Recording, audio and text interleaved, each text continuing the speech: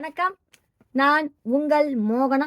9/9/2025 செவ்வாய்க்கிழமை cinema Dinathanthi cinema செய்திகள். கல்யாணம் பண்ணிக்கோங்க ப்ளீஸ். நடிகையிடம் 17 வயது சிறுவனின் விபரீத வேண்டுகோள். இந்த பாருங்க, நேற்று பார்த்ததே தான்.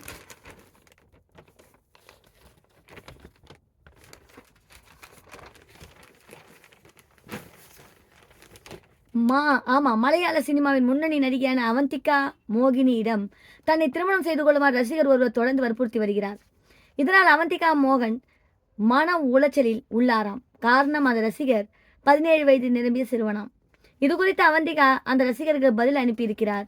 அதில், அன்பான ரசிகரான உங்களுக்கு இன்னும் வாழ்க்கை என்னவென்று புரியவில்லை. 1 வருடமாக திருமணம் செய்து கொள்ளலாமா என கேட்டு என்னை வற்புறுத்தி வருகிறீர்கள். அடிப்படையில் நீங்கள் இன்னும் சிறிய குழந்தைதான். இந்த வயதில் படிப்பை பற்றி மட்டுமே சிந்தியுங்கள்.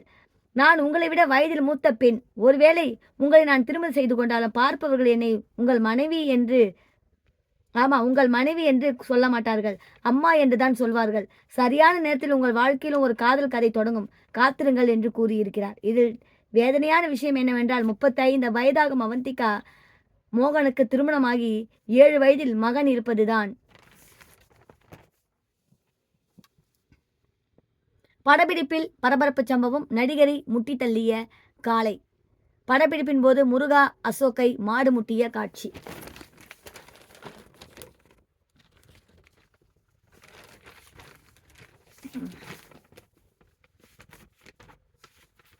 கிராமத்து வாழ்க்கையை அடிப்படையாக கொண்டு மஞ்சு விரட்டு என்ற படம் உருவாகி வருகிறது. முருகா அசோக் கதாநாயகனாக நடிக்கிறார். அழகர் பிக்சர்ஸ் சார்பில் புதுகை பழனிசாமி தயாரிப்பில் CBA சங்கிலி எழுதி இயக்கியுள்ளார். மஞ்சு விரட்டு படத்தின் இறுதிக்கட்ட காட்சி திண்டுக்கல் மாவட்டம் அஞ்சுக்குழிவட்டி கிராமத்தில் நடந்து வந்தது. இதில் காளையுடன் அசோக் நடிக்கும் காட்சிகள் படமாக்கப்பட்டது. அப்போது திடீரென காளை அசோக்கை தூக்கி வீசியது. இதில் காளையின் கொம்பு அசோக்கின் மார்பில் இரத்த காயத்தை ஏற்படுத்தியது. இதனால் உடனடியாக படப்பிடிப்பு நிறுத்தப்பட்டது. அசோக் ஆஸ்பத்திரிக்கு அழைத்து செல்லப்பட்டார். சிகிச்சைக்கு பின்னர்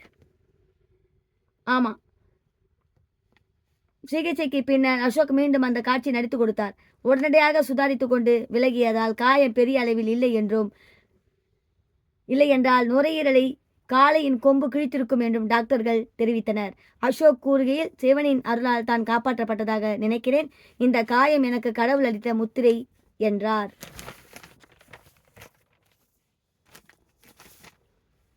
சினிமாவுக்காக எதையும் செய்ய தயார் இளம் நடிகர் ஷர்வா.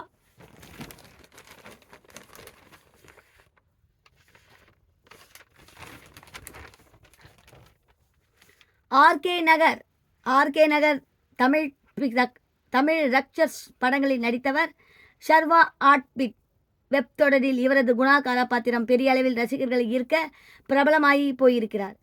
ஆர்ட்பிட் 2F தொடரும் வெளியாகி ஓடிக்கொண்டிருக்கிறது. அதர்வாவுடன் இவர் நடித்த தணல் படம் விரைவில் வெளியாகிறது. சட்டம் படித்த வங்கிகளாக பதிவு செய்திருக்கும் ஷர்வா தற்போது சினிமாவில் நடிக்க ஆயத்தமாகி வருகிறார். புதிய கதைகளையும் கேட்டு வருகிறார். சினிமாவுக்காக எதையும் செய்ய தயார் என்று தெரிவிக்கிறார். அவர் கூறும்போது, ஆர்ட்பிட் என்னை மக்களிடம் பெரிய அளவில் கனெக்ட் செய்துள்ளது. எல்லோரும் என்னை குணா என்று அழைப்பது எனக்கு மிகப்பெரிய அங்கீகாரத்தையும் தந்துள்ளது. என்னை பொறுத்தவரை நல்ல கதாபாத்திரங்கள், அது எதிர்மறை கதாபாத்திரமாக இருந்தாலும் நடிக்க தயார். எனக்கு பிடித்த சினிமாவுக்காக எந்த ரிஸ்க்கும் எடுக்க தயாராக இருக்கிறேன். எதிர்மறை கதாபாத்திரங்கள் தான் நடிப்பின் பல பரிமாற்றங்களை காட்ட முடியும். எனவே வில்லனாக மிரட்ட தயாராகவும் இருக்கிறேன். நடிப்பின் எந்த எல்லைக்கும் செல்ல தயார். காதல் குறித்த கேள்விக்கு இனி மாவை தவிர எதன் மீதும் எப்போதைக்கும் என் பார்வை இல்லை என்கிறார். நல்ல பிள்ளைதான் போல.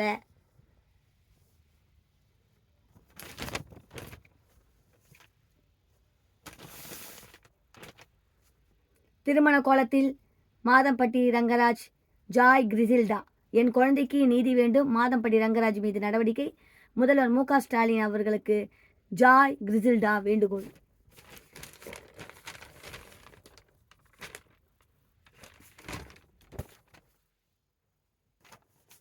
பிரபல சமையல் நிபுணரும் நடிகருமான மாதம்பட்டி ரங்கராஜ் தன்னை திருமணம் செய்து ஏமாற்றிவிட்டதாகவும் தான் கர்ப்பமாக இருப்பதாகவும் பிரபல ஆடை வடிவமைப்பாளரான ஜாய் கிரிசில்டா சென்னை போலீஸ் கமிஷனர் அருணா சமீபத்தில் நேரில் சந்தித்து புகார் அளித்திருந்தார். முதல் மனைவி இருக்கும்போது மாதம்பட்டி ரங்கராஜ் எப்படி இரண்டாவது திருமணம் செய்து கொண்டார் என்று விமர்சிக்கப்பட்டது. மாதம்பட்டி ரங்கராஜ் மீது அடுக்கடுக்கான புகார்களையும் தெரிவித்து வந்த ஜாய் கிரிசில்டா தற்போது தனது எக்ஸ் வலைதள பக்கம் மூலமாக முதல் அமைச்சர் மு க ஸ்டாலினிடம் கோரிக்கை முன்வைத்திருக்கிறார். அந்த பதிவில் மாதம்பட்டி ரங்கராஜ் என்னை ஏமாற்றி திருமணம் செய்து கர்ப்பமாக்கியது குறித்து போலீஸ் கமிஷனரிடம் புகார் அளித்து 10 நாட்கள் ஆகிறது. புகாரின் நிலை என்ன என்பது தெரியவில்லை. மாதம்பட்டி ரங்கராஜுக்கு VIP அந்தஸ்து அளிக்கப்படுகிறது. மேலும் அவர் எனக்கு எதிராக சமூக வலைதளங்களில் தவறான தகவல்களை பரப்பி வருகிறார்.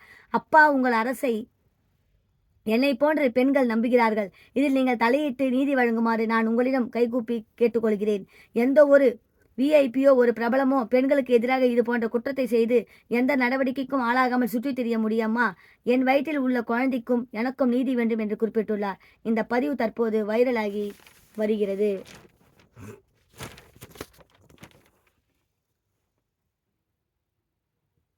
இவர் எங்கேயோ பார்த்துருக்கேன், மாதம்பட்டி ரங்கராஜ். குக்கு வித்து கோமாளியில் பார்த்துருக்கேன்னு நினைக்கிறேன். அப்போ பார்த்தது தாங்க இவர், மற்றபடி எனக்கு யாருலாம் தெரியாது. அப்போ பார்த்த மாதம்பட்டி ரங்கராஜ். ஓகே, அந்த நிகழ்ச்சியால் என் வாழ்க்கையே போச்சு. இது அடுத்த ஒரு இது புலம்பும் நடிகை இந்த பாருங்க. அதுக்கப்புறம் கடவுள் கொடுத்த பரிசு மனம் திறக்கும் தேஜு அஸ்வினி. இவங்க 2 பேர் கரையில் இருக்காங்க. தமிழ் தாண்டி மலையாளம், தெலுங்கு, கன்னடம், இந்தி என பல மொழிகளிலும் பிக் பாஸ் நிகழ்ச்சி நடத்தப்பட்டு வருகிறது. இதில் தெலுங்கு பிக் பாஸ் நிகழ்ச்சியில் கலந்து கொண்ட ஒரு நடிகை அந்த நிகழ்ச்சியால் தன் சினிமா வாழ்க்கையை முடித்து விட்டதாக கூறி அதிர்ச்சி கொடுத்திருக்கிறார். சித்தம்மா, வக்கீட்லோ, சிரி மல்லி சிட்டு,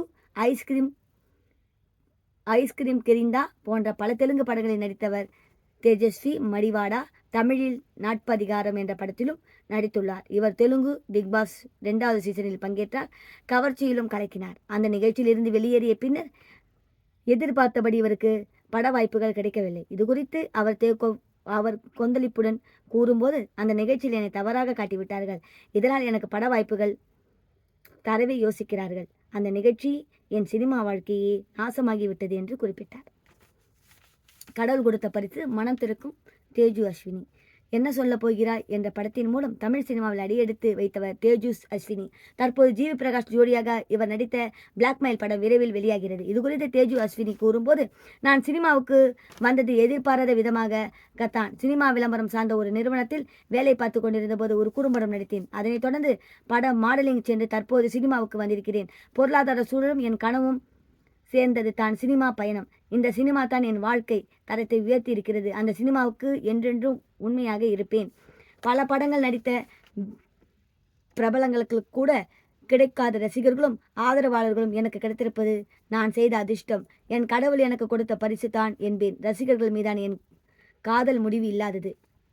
காதல் படங்கள் போல ஆக்ஷன் கதாபாத்திரங்களும் நடிக்க துடிக்கிறேன். காலமே எல்லாவற்றுக்கும் விடை சொல்லும் என்று மனம் திறக்கும் தேஜு அஸ்வினி அவர்கள். ஆமாம், ஒரு வாட்டி பார்த்துருங்க. இந்த சினிமாவுடைய